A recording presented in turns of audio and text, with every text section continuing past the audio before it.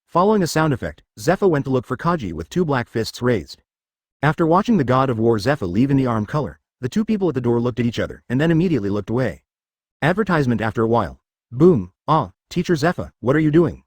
Stop, let me see the results of your training, let me see. It's going to kill me, if you don't arm yourself, I'll stop, help me. Cut back to shot 1. Ahem. Gojo Toru put his hand on his chin and broke the silence with two dry grumbles. Zephyr-sensei used armament Haki just now, huh? That's right. Gion breathed a sigh of relief. This damn embarrassing thing. Then do you know how to do it? Can you teach me? Gojo Toru looked hopeful. Gion shook his head slightly. I'm not very skilled either. I've only been laying the foundation. You might as well go directly to the teacher instead of asking me to teach you. Okay. Gion now has some dishes. Gojo Toru rubbed his chin thoughtfully. The cultivation of domineering power seems to require a firm will, rich combat experience, and the understanding and control of one's own strength, etc. Like Luffy, he has a firm belief in becoming One Piece. And Zorro, who constantly honed his will and experience in battles with many powerful men. The Marine 6 styles are the best skills for one's own strength and control. Domineering is very important, this must be mastered.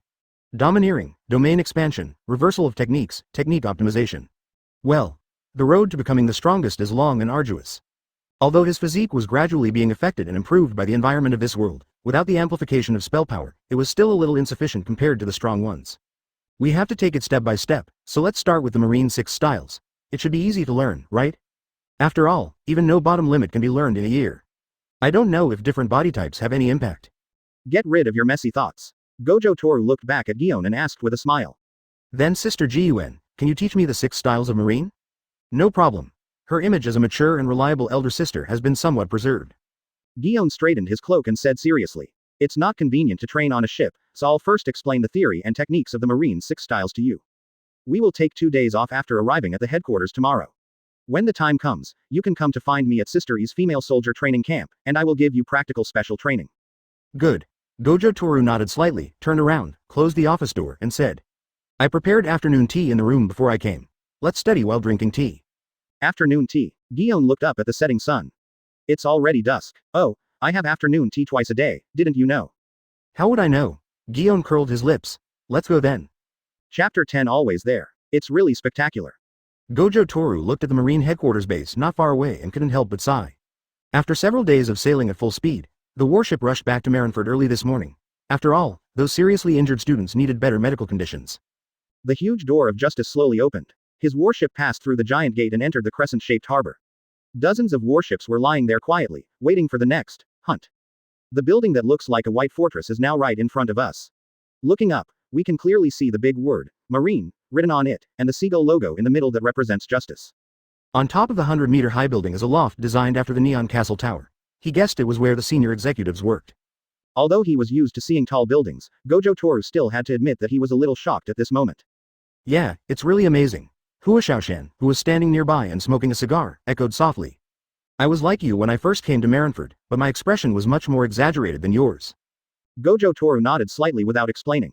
After all, he had seen many places of interest, and although Marineford was magnificent, it was not enough to make him lose control of his facial expressions. Gather. On the deck, Gion stood in front of Zephyr and shouted. Tap tap tap. Following Gion's voice, all the trainees on the warship who were able to move came to the deck and gathered as quickly as possible. When the queue quieted down, Gion turned around and reported. Report, Instructor Zephyr, all members have assembled. Yeah. Zephyr folded his arms and nodded slightly. After letting Gion return to the team, he took a step forward and said in a deep voice. We took a break along the way. I didn't say anything to you guys. But now, his voice suddenly rose. I am officially notifying you that this practical assessment. Except Gojo Toru, everyone else failed. After the words were spoken, everyone lowered their heads and pursed their lips. The state that had just recovered in the past 2 days has become heavy again. Zephyr paused, took in everyone's expressions, and then continued. Don't try to use the information leak as an excuse to comfort yourself. I only look at the results. Colonel Gion, report the casualties of this mission. Gion was silent for a few seconds before he shouted out the string of cold numbers. Report. There were 30 people involved in this mission, 16 were slightly injured, 9 were seriously injured, and 3 were sacrificed. As the numbers were called out one by one, Gion's voice became smaller and smaller, the other members' heads lowered lower, and the excuses in their hearts to comfort themselves became more and more sharp. Advertisement. Did you hear that clearly? Zephyr shouted. Did you hear these numbers? 30 people, 9 of them can't get out of bed now, and 3 of them will never wake up. In this mission, everyone except Gojo Toru, Gion, and the 3 soldiers who died. All of them are injured. This is the elite training camp. This is your elite training camp. So when you so-called elites go out to lead a team in the future, are you planning to show me how your entire army will be annihilated again? Deafening shouts resounded throughout the entire warship. Everyone lowered their heads and clenched their teeth. Huashaoshan, who had lost his childhood friend, shed silent tears. Gojo Toru took off his sunglasses that lightened the burden on his brain. The 9 people lying on the beds in the warship's ward all covered their faces with their hands and cried bitterly. Zephyr was silent for a moment, and after everyone calmed down, he continued. I have said this many times before. The most unstable place is the battlefield. There is no absolutely accurate intelligence there, and there are no accidents that will never happen. But I opened this training camp. It is to allow the elites in the Marines to use their absolute strength and wisdom to prevent these accidents from causing harm. Those who leak the information deserve to die. But I don't need you to keep cursing the enemy's despicableness like a piece of trash. What I want here are the elites. The absolute elites among the hundreds of thousands of Marines. The students' cloudy eyes gradually became clear and firm, as if they had realized their previous goals. Zephyr felt better after seeing this, and then his voice resounded throughout the warship again. Tell me, do you still want to stay in the elite training camp? No need to hesitate, there is only one answer, think. Even from the direction of the ward came an equally loud and firm answer. Tell me, what do you want now? Zephyr continued to ask. Strength. What will you do if the hell lies ahead? Conquer it. Okay. Remember what you said today. I will let you see the real hell. Remember forever. Zephyr's eyes swept over each member carefully, engraving their current expressions in his heart. Retracting his gaze, he looked at Gion, Cake, and Gojo Toru. Colonel Gion, you will be responsible for arranging the wounded later. Colonel Cake, you will be responsible for arranging the 3 sacrificed students. Gojo Toru will follow me after you get off the ship, and the rest of you can arrange yourselves as you like. I hope to see you in exactly the same condition in 2 days. Yes. Disband. Advertisement. ... After the team was disbanded, Gion arranged for medical personnel waiting at the dock to carry the seriously injured to the hospital for careful examination and recovery. Kaji called on Onigumo and the others to carry the coffin.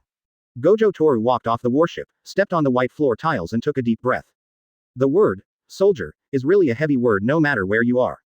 He turned his head to look at Huashaoshan who was carrying his friend's coffin and moving slowly forward, and his chest suddenly felt heavy. Zephyr, who was walking in front, noticed his abnormality and asked. What are you thinking about? Gojo Toru turned around and said, I was thinking, if I had immediately tried my best to eliminate the enemy and rushed to rescue after knowing that there was an ambush on the island that day, would there be no casualties? Regret, or self-blame, not really. I just got on board and didn't know the people who died. Maybe I just felt a little pity. Well, that's a normal idea. Zephyr slowed down. I also feel sorry for them, more than you do. After all, I have taught those 3 boys for more than a year, so I naturally have a deeper affection for them. But after teaching for so many years, I gradually understand that this kind of thing is to prevent no, especially you. Is it because you, or I, can't protect them forever? Yes, you are very smart. Zephyr patted his shoulder. I know that there is no such thing as a foolproof mission. Even Akainu Kizaru's strongest class had students sacrificed. But I cannot always stand behind them. They have to go through these dangers and sorrows by themselves. We cannot save them forever. The only thing we can do is to help them become stronger as much as possible. Moreover, those students who sacrificed their lives are always there. They just became the force for their companions to become stronger. No one will forget them. I understand, thank you. Gojo Toru nodded seriously, and the strange feeling in his heart disappeared. Think it through, don't get stuck in a rut, and move forward towards your goal unwaveringly. Then you will gain the heart of a strong person. I am very optimistic about you. Zephyr smiled cheerfully and pointed to a dessert shop in the distance. You like sweets, don't you? Go and bring me a croissant to try. Gojo Toru blinked her pure white eyelashes twice and stared at him without saying a word. What? Zephyr looked puzzled. I'm trying to recall whether I've ever seen a money printing factory on the isolated island where I lived before. Gojo Toru's expression was more serious than ever. You little brat. You can't talk nicely without money. Zephyr hit him on the back of the head in annoyance, then took out his wallet and threw it to him. Go away, and buy me something to drink. Hey, got it. Gojo Toru grabbed his thick wallet and rushed to the dessert shop without looking back. Looking at the anxious figure, Zephyr cursed with a smile. This brat. Chapter 11. You did it first in ZFA's office. Toru Gojo leaned comfortably on the sofa, with a strawberry daifuku in one hand and a Coke in the other, eating and drinking with great pleasure. Zephyr walked to the desk and sat down. The half-eaten croissant in his hand was put into a paper box and placed aside. He opened the drawer and put away Gojo Toru's file, then he took out a document that looked like a driver's license from his pocket and threw it at Gojo Toru. Hey. Gojo Toru quickly put down the Coke and raised his hand to catch it, saying unhappily. Hey, old man, you are seeking revenge, how childish. Zephyr ignored him and said, that's your certificate for the future in the Marines. Keep it safe so it doesn't fall into dessert and get eaten by an idiot like you. Cut. Gojo Toru curled his lips, picked up the ID, looked at it, and put it in his pocket. My face is the best proof. He raised his thumb and pointed at himself. Yes, indeed. However, Zephyr rarely agreed with his nonsense. Is this old man ill? Zephyr didn't look at his slapping face, but stroked his chin with a serious expression. After all, no one had ever had albinism before Marineford. Gojo Toru's mouth twitched twice, and he took a long breath patiently. This is my inherited hair color, not albinism, do you understand, old purple man? Then why are the eyelashes also white? I have only seen this on albinos. Zephyr looked puzzled, as if he was really troubled by this question. Before Gojo Toru could refute, Zephyr suddenly looked up at him again, and then his eyes slowly moved downwards with a strange look. You won't also. Shut up, you old purple potato. Gojo Toru suddenly jumped up. Zephyr didn't care about his address at all. He clicked his tongue twice and wanted to continue discussing medicine. I don't want to hear it, Gojo Toru immediately turned on the invincible mode, picked up his things and walked out. Ha. It turns out that he is a vulnerable brat. Zephyr had a smile on his face and was in a particularly good mood. Oh, right. Gojo Toru suddenly stopped. Call out. Bang. Zephyr pinched the wallet that Gojo Toru threw at him. It was definitely his, he just forgot to take it back. But this thickness is not your own. How could he, a former general and current senior instructor, have such a low monthly salary? He immediately opened it and took a look, and there was no more points left. Where's the money? Zephyr pulled the corner of his mouth hard. Don't tell me that what you bought is worth a month's salary. Gojo Toru flipped his wrist, and a shiny card was caught between his fingers. Ding ding ding ding, yes, I just got a 1-year free membership card at the dessert shop. Your small change is all here. Ahahaha. After saying that, without paying any more attention to ZFA's gloomy old face, he left with an arrogant step and an unruly laugh. Seeing his asking for a punch look, Zephyr didn't know whether to laugh or rush up and punch him. Advertisement, tisk. I was actually defeated by a little kid. He stroked the yellowed photo in his wallet and muttered unhappily. After a moment, he shouted out the door. Soon, a guard on duty came in. Go catch up with that white-haired kid and take him to the house next to my house. Yes. After the guards left, he also went out and walked towards the Fleet Admiral's office, muttering to himself. Being energetic is good, ha. After passing the two guards, the two looked at each other in slight surprise. One of them whispered, Teacher Zephyr was laughing just now, wasn't he? Although Zephyr is the instructor of the elite training camp, he also often instructs other Marines, so whether they are students of the elite training camp or not, they generally call him teacher. The other person nodded. Yeah, I haven't seen Mr. Zephyr so happy in a long time. Is it because of the guy who just came out? It should be, but it looks like his brain is a little abnormal. Yeah, I think so too. The other side. After Gojo Toru came out from Zephyr, he found that he seemed to have no idea where to go, and the old man Zephyr didn't tell him about this. Tisk, what kind of workability is Marine, so poor? Suddenly I miss my cozy and luxurious 20 square meter rental house. Go back and ask old man Z. Oh, this cold Marine headquarters actually made him lose so completely. Final. He still didn't put on his victorious face and went back because it was still early. So, he continued to lie on his back, drink coke, and wander around the building with a carefree pace. The guard who received the mission from Zephyr was now frantically searching for the target of the mission. Gojo Toru, who knew nothing, wandered around leisurely, not paying any attention to the clerks nearby who were looking at him and pointing at him. Just at this moment, when Gojo Toru tilted his head toward the ceiling, a tall figure suddenly appeared in front of him. He lowered his proud head slightly, and then he could see the person in front of him clearly. Oh my god, isn't this Kai Shuai? I've met a celebrity? His eyes lit up behind his sunglasses, and Gojo Toru began to look Akainu in front of him up and down curiously. He totally ignores others. Can Akainu stand him or not? Feeling offended, Akainu frowned and shouted at the lazy white-haired man in front of him. Who brought you in? Don't you know this is a classified area? Get out. With the arrival of the new General Akainu, more and more attention was paid to him. Gojo Toru didn't really care about these things, but it seemed that he had accidentally wandered into a place he shouldn't have been. He himself doesn't dislike the character of Akainu, he even likes him a little. The reason most people hate him is nothing more than Ace's death and the O'Hara incident. The most important thing is that Ace's character is too perfect and his popularity is too high, so whoever kills him should die, which is normal. But if you want to say that it was a mistake to kill Akainu, then it was definitely not a mistake, because the character of Ace could not survive. The impact of his identity being exposed would be too great, no less than Roger revealing the great treasure, so he had to be killed. The other O'Hara incident had even less to do with Gojo Tetsu. He didn't kill any of his own people, so it was none of his business whether they lived or died. Moreover, he would rather kill the wrong person than let him go. This has been a saying that has been passed down since ancient times. Akainu is a pure soldier. Gojo Toru respects such people. Extremism is extremism. Unless he, Toru Gojo, is the captain now. But the only thing he regretted about the character of Akainu was that he didn't kill the deserter king. If he had killed Momonosuke as well, then Akainu would have become the most popular character in the eyes of One Piece fans. The only true god, advertisement, cut back to shot 1. For no apparent reason, Gojo Toru pulled out a small notebook and pen from his pocket and handed them to Akainu. Akainu's brain short-circuited for a moment, and he took it subconsciously. Gojo Toru grinned. Just sign your name in the notebook and I'll forget what happened just now.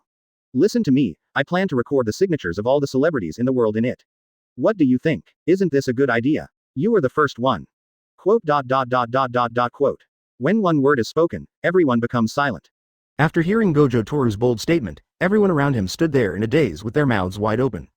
They even saw the madman elbow General Akainu, like a good friend. But that's obviously not the case. They all saw General Akainu smoking. Yes, Akainu did roar with smoke coming out of his mouth. Little devil, are you looking for death? As he spoke, the small notebook and pen in his hand were instantly burned to ashes, and a pungent smell of sulfur floated in the air. Ah, my legendary notebook, Gojo Toru cried out in great grief. I don't know what this kid is. Akainu was really angry this time, and he raised his fist and hit Gojo Toru. He swore that he would teach this brat a lesson, however. When his fist smashed down, the little devil in front of him didn't move at all. What is going on? Just as he was stunned, Gojo Toru raised his hand and wiped the corners of his eyes, as if he was really sad. Next second, Gojo Toru suddenly grinned brightly. Hey, you were the one who started it, Without waiting for Akainu to react, he raised his leg and violently kicked Akainu's kidneys. Boom, Akainu disappeared in an instant, and a big hole was suddenly blasted in the guardrail made of special stones on the outside of the corridor. Then a loud noise was heard from the square below the building. Gojo Toru picked up the dessert bag as if nothing had happened, feeling a little hesitant. Then, out of the corner of his eye, he noticed a pretty girl with pink hair among the stunned crowd. His eyes lit up, and he appeared in front of the pretty girl in a flash. He didn't care about the frightened pink-haired girl, and stuffed the dessert bag into her hand. Beauty, help me get it, he said with a smile. What is this? The girl asked subconsciously. Strawberry daifuku and cream puffs are super delicious. I recommend the strawberry daifuku. Gojo Toru raised his index finger and encouraged. Huh? What the hell is this guy talking about? Also, did he just kick Admiral Akainu away? The girl was in a very messy state at this moment. Gojo Toru didn't continue chatting. He walked to the big hole and looked down intently at the figure that slowly walked out of the smoke and dust. That's right, he deliberately provoked Akainu to take action. Otherwise, how could a recruit like him have the chance to practice against the generals? He is feeling extremely excited right now. General. Let Lousy see, Chapter 12 Gojo Toru vs Akainu, 1. Akainu emerged from the smoke unscathed. The piece of clothing on the side of the waist was torn into a hole by the kick just now. But as he felt the pain in his waist, his anger started to rise. That damned little devil. Akainu looked up and met that arrogant gaze. Even a fool should have understood the other party's intention at this moment. However, he didn't care at all about being tricked. He just wanted to teach that brat a lesson. Teach him how to respect his elders, the other side. When Gojo Toru saw that the opponents were ready, the corners of his mouth slowly rose. He raised his foot and leapt forward, then rushed straight into the battlefield. Perfect superhero landing. Gojo Chase secretly praised. The cool autumn wind blew away the dust stirred up in the field. In the square that attracted hundreds of gazes after hearing the news, two figures were facing each other from a distance at the two ends of the square. Gojo Toru twisted his neck and slowly took off his sunglasses, revealing his azure blue eyes. After joining Marine, he had been looking forward to fighting the Admiral. Those minions before had no idea what level their own strength was at. So, when he saw Akainu for the first time, the taste of the coke in his mouth instantly became several shades lighter. I don't care why you provoke me to seek death, but it is obvious that you succeeded. Akainu tore off the rotten cloak of justice and threw it aside. He walked towards the center of the square and said coldly, "You'd better have the capital to be arrogant, kid." Tap tap. The dull footsteps were heart-stirring, and hundreds of meters away, a powerful aura like a volcanic eruption rose into the sky. Gojo Toru stared at the figure, and the smile on his face gradually became a little morbid. Although he knew that Akainu was very strong, he did not feel nervous at all. After all, this battle is what he has been looking forward to. Step forward and face General Akainu. The blue cursed power that no one could see gradually rose around his body. Following the two's actions, hundreds of Marines around the office building stood up straight, watching with their nerves tense. At this moment, several glances were also cast from the top attic. In the field, when the two figures were 100 meters apart, they both suddenly jumped up at the same time. Disappeared from the spot in an instant, the next moment. Bang! A dull collision sound came from the center of the square. The onlookers looked over and saw the two men's fists colliding with each other. Neither of them used their abilities, it was simply a contest of strength. The stone bricks under their feet began to collapse inch by inch as they wrestled. This big fool, Lil Devil, is so strong. Both of them felt very surprised at this moment, and couldn't help but marvel at each other's strength in their hearts. Gojo Toru never expected that even with his enormous cursed power he was still inferior to Akainu. And Akainu never expected that this skinny kid could actually compete with him in strength. He thought that the opponent's kick just now was full of strength. But even this is still not enough. Akainu's eyes focused, and a huge force surged out of his fist again, directly knocking the powerless Gojo Tetsu back more than 10 steps. Tap. Tap. Gojo Toru stepped on the gravel bricks to steady his body, shook his numb arms, and stared at the opposite side with sharp eyes. Damn, this big idiot must have such muscular body for a long time. Advertisement. Well, the power gap is a bit big. Then let's fight with body skills. This body of his possesses almost all of Gojo Satoru's abilities and memories. As long as he continues to practice, he will be able to reach Gojo Satoru's level sooner or later. And in this world, it can even go far beyond that. So Gojo Toru had naturally practiced physical techniques, which were much easier to practice than sorcery, and he even knew a thing or two about ancient martial arts. Without hesitation, Gojo Toru shot out again and appeared in front of Akainu in the blink of an eye. And Akainu threw a heavy punch almost the moment he appeared, and it looked as if Gojo Toru himself was facing the punch. However, when the fist was just a millimeter away from his face, Gojo Tetsu reacted like lightning and slapped Akainu on the side of his elbow, causing his attack to deflect. At the same time, it also caused Akainu's center door to be wide open. Without giving him any chance to react, Gojo Toru stomped his feet hard and went straight into Akainu's arms. The next moment, boom, an extremely powerful stick to sandboxing hit Akainu's chest hard. The killer move in Bajikwan, Taishan Kao, is famous for its enormous power. Akainu was caught off guard and flew backwards like a cannonball, with the air exploding. It crashed into several white stone pillars in the square and only stopped when it hit the last pillar, then slid down from it. This shows how powerful this, Taishan Kao, move is. Good, I like this move. After we beat you, I'll treat you to senbei, kid. From the top of the attic came a loud cheer, but at this moment, there is only Akainu in Gojo Toru's world, and he cannot hear any other voices. He rushed out again, not intending to give Akainu any chance to counterattack. Akainu obviously understood his thoughts. Before he even landed on the ground, he pushed the stone pillar with both feet, and the last stone pillar instantly broke into pieces. Akainu then turned into an afterimage and shot towards Gojo Toru again. Bang bang bang. Before the gravel fell to the ground, the two men had already exchanged dozens of moves again. But Akainu, who was very good at physical skills, was completely suppressed by the technique. The attacks were always neutralized by Gojo Toru's various moves. It was like he was covered in oil and couldn't be hit at all. It was disgusting. On the contrary, Because of his agile physical skills, the attacks from the opponent kept falling on him. In the field, Gojo Toru dodged the heavy blow again by leaning sideways, and punched Akainu in the chin with his backhand, causing his brain to tremble violently, and he went into a brief shutdown instantly. Seize the opportunity. Gojo Toru's fists, palms, and elbows were so fast that you couldn't even see the afterimage, hammering, chopping, slashing, pushing. It rained down all over Akainu. The frozen Akainu was forced to restart using a set of Wing Chun combos, and the effect was better than that of the repairman who had no negative reviews in 10 years. There was no time to be surprised. Akainu threw a Russian swing punch that tore through the air, trying to force the opponent away. Ha ha ha ha. Gojo Toru smiled wildly, and his 6 eyes were like a supercomputer working at full capacity, and in the blink of an eye he met Akainu's attack. Block the hand, press the wrist, and eliminate the force. Then he suddenly raised his right arm, leaned his body backward and tensed it, like a fully drawn crossbow. Drink. The next moment, Gojo Toru's roar resounded throughout the venue. The fist wrapped in surging magic power instantly hit Akainu's temple. Boom. Akainu just felt like he was standing at the muzzle of a cannon and was hit by a cannon, and then his body began to fly backwards into the air.